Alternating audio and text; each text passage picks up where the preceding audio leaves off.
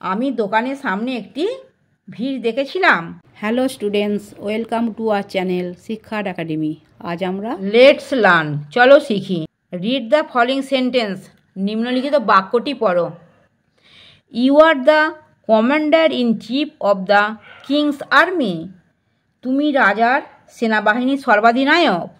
In the above sentence, উপরের বাক্যটিতে the word army indicates a number of soldiers spoken of as a whole.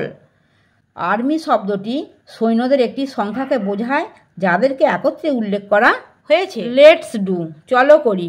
Activity 8C, underline the words that indicate a group of people, animals or things taken as a whole.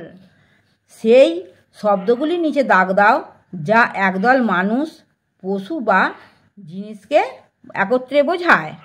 দেখো, I saw a crowd in front of the shop. আমি দোকানের সামনে একটি ভিড় দেখেছিলাম। ক্রাউডটা underline করেছি। দুয়েরটা, a herd of cattle is passing by. একপাল গবাদি পশু পাশ দিয়ে যাচ্ছে। এখানে হার্ডটাতে আন্ডারলাইন করেছি।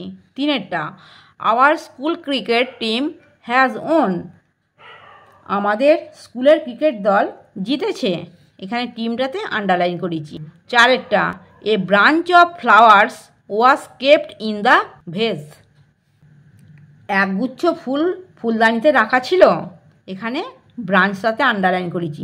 এই যে ওয়ার্ডগুলোর নিচে আন্ডারলাইন করেছি সেগুলো একটা গ্রুপ অফ পিপল, অ্যানিমালস অথবা থিংসকে বোঝানো হয়েছে, সেই জন্য তার নিচে নিচে আন্ডারলাইন করেছি। আমার পড়ানো যদি তোমাদের ভালো লেগে থাকে তাহলে এই ভিডিওটি লাইক করবে, বন্ধুদের মধ্যে শেয়ার করবে এবং আমার চ্যানেলটিকে সাবস্ক্রাইব করে বেল আইকনটি অন করে দেবে।